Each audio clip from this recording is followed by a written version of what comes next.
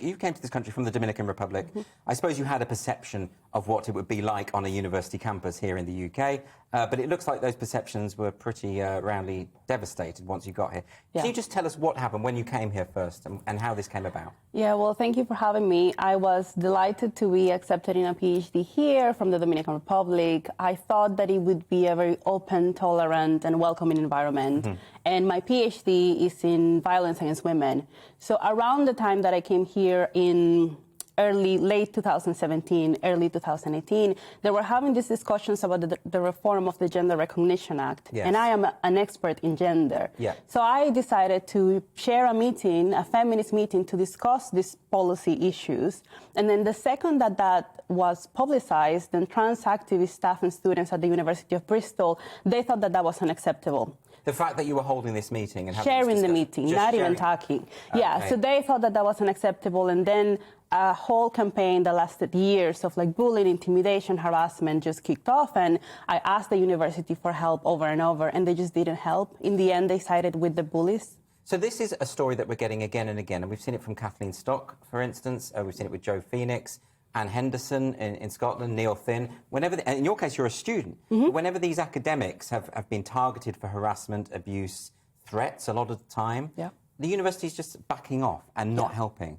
And that seems to be the case with you. Did they say anything to you as to their reasons why they're not going to support you when you're getting this kind of intimidation? They told us eventually, they told me eventually that they were being very supportive. I just had to trust their process. And they started some disciplinary procedures against some trans activists, but then they never asked them any questions. So they just allowed the bullying to continue. And this lasted almost 2 years. And while it was happening, I was not allowed to speak out.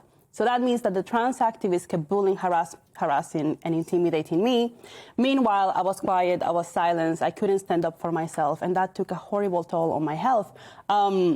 What was the form that the bullying took? What were they doing? A lot of it was over social media, and they would target every single feminist event that I would participate on because they just didn't want the conversation to happen. And obviously all universities have policies against bullying and harassment. I showed that to the university. Here's the evidence. And it was very clear that they were reluctant to engage because they felt that it came across like they felt that it was a political issue. Right. And that they didn't want it to get involved. But then in the end, by not doing anything, then you are becoming involved by allowing that climate to fester.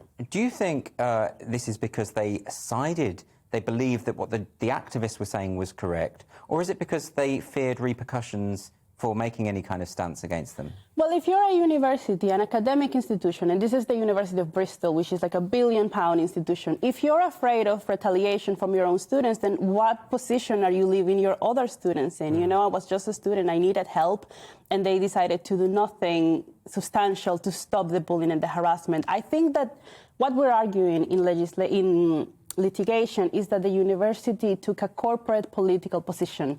Like there are all of these issues going on, these debates, policy debates, and they feel that they have to take a political stance, and you don't have to take a political stance. All they have to do is support everyone equally, support the rights of trans students, support the rights of feminists, just treat everyone equally, and they just couldn't do that.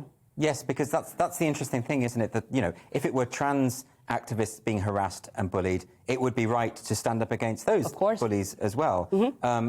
So it just feels as though there's a high degree of tolerance for what is... I've seen some examples of unacceptable harassment, threats, this kind of thing, and it just feels like they should just deal with this across the board. No matter, what was it that you were saying or were going to say within these events that had caused... Why are they angry? I was saying that we need more discussion. That was my point. My point is, you know what, if you want to reform a piece of legislation, if you want to advocate for trans rights, that's fine. Let's discuss that. Yes. That's what I was saying. We need more debate. We need more open conversations about public policy. You cannot just impose your views on an entire nation or globally. So my whole point was, whatever reforms are to take place around gender, I am an expert in gender, I study social policy, this is my area. Let's bring people who can contribute to the conversation. But the point of the trans activists was that the conversation could not take place at all. I see. Now, you're an expert in gender and violence against women, and I think a lot of people are confused about the way in which gender identity as a concept, and that as an ideological concept, can have a negative impact on women's rights. Can you explain why the two are in conflict? I think that within feminism, we really adopted the term gender. And by gender, we meant sexist stereotypes. But this term became hijacked by other actors who had a different purpose, who had a different mission.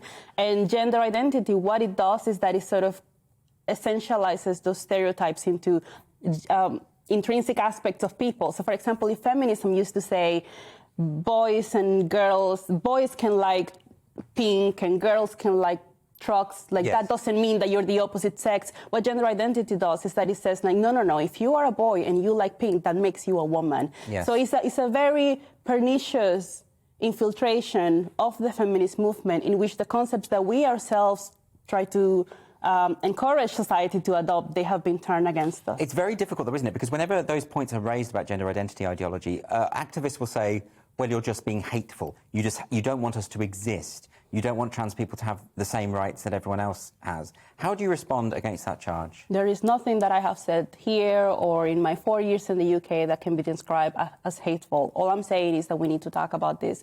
And I think that if you want to advocate for any policy position, any political position, you can do that without threatening anyone, without bullying anyone, without harassing and intimidating anyone. And I think that there's a big problem both in academia and in the political discourse where we have normalized the abuse of women through this channel of gender identity ideology.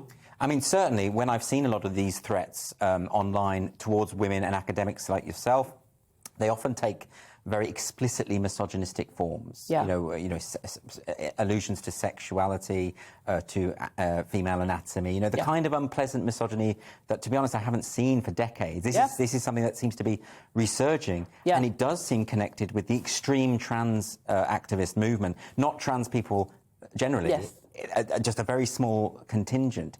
But surely that isn't helping the cause of trans rights. And it is a real shame because it doesn't help the trans cause at all. If you want to advocate for trans rights, there are ways that you can advocate for all of those positions without having to resort to misogyny. Yes. But I think that what has happened is that we live in a patriarchy and just people who had all these sexist attitudes just so, well, actually, this is a conduit. We can use this is a way we can do it. This is a way that we can do it. Gender identity ideology. You have all of these men telling women to, shut up, telling women to, all of these horrible things. They wouldn't do that just by saying, I am a man and I'm telling all of these feminists to shut up. But if you say, I am a man telling all these women to shut up because their views on trans rights are unacceptable, then somehow that gets applause. Look at the treatment of J.K. Rowling. Yes, of course. So coming from outside of the UK, did you have any kind of perception of what life would be like in higher education? Because don't we have quite an enviable reputation abroad for freedom of speech and academic freedom and that kind of thing? Oh, yeah, the whole thing is so dreamy. Academia in the UK is presented as this very welcoming environment where ideas can be debated, where you can really have lively conversations, and there's all this reputation about the Enlightenment and all that kind of stuff. Of course, the Enlightenment's kind of a big deal. But from outside, you come in and you think that's what you're going to get. And then I think that there's a big problem. And unless people like me, students, academic, but also university academic institutions, unless they stand up against it, then that reputation is going to be gone. Because what people are seeing is, look at how they're treating students, look at how they're treating academics. Academic freedom is under threat in the UK, and that reputation of the UK as a beacon to debate and tolerance, that you could lose that. And how widespread do you think this problem is? Because a lot of people just seem to deny it. Whenever I raise these issues, they say, oh, it's just a few students going a bit far on campus. But do you get the sense that this is actually not just at Bristol, this is all over the place? I think that there are two elements there. And one is just the very vocal and vicious trans activist supporters who don't necessarily have to be trans people. And there are all the people, the silent majority, who says, well, I don't want to raise my head above the parapet because that's going to happen to me. So they don't support you, but also they don't denounce the abuse. So I think that this combination creates a climate in which you have individual women and individual men who want to stand up, and they feel really isolated because the support is not as vocal as you would like it to be, but it's because those people are afraid. And they have reason to be afraid if the academic institutions are just bowing down to the mob. Have you had friends fail to stand up for you, or have you had enough support from your associates and colleagues and fellow students? No, I'm very lucky that my family, my friends have been absolutely supportive. My Center for Gender and Violence Research at the University of Bristol, they have also been very supportive. it was just like this, the management, the sort of the higher ups at the university. They did not want it. They were very reluctant to just support free speech for everyone. So in the end, they supported the free speech of the bullies so that they could bully with impunity, but they did not support my free speech to just talk about feminist issues without being intimidated. And yet your expertise is on violence and intimidation against women. Oh, yeah. And them failing to stand, that sort of proves the point of your research. Yeah, I just keep saying to people, I wanted to do a PhD. I didn't want the personal experience in like intimidation and abuse. But I think at the end, my family, what they keep saying to me is like, Raquel, you did 2 PhDs. You did the academic one, and then you did the actual expertise in the practice of it. Yeah, absolutely. Well, you know, it's a horrible story. Good luck with everything. And thank you for coming on to the show to talk about it. Raquel Rosario Sanchez, everyone. Thank you. Now, I should say that we did contact the University of Bristol, and they did release this statement to us. All concerns about harassment or bullying are taken seriously and action taken in accordance with our university policies.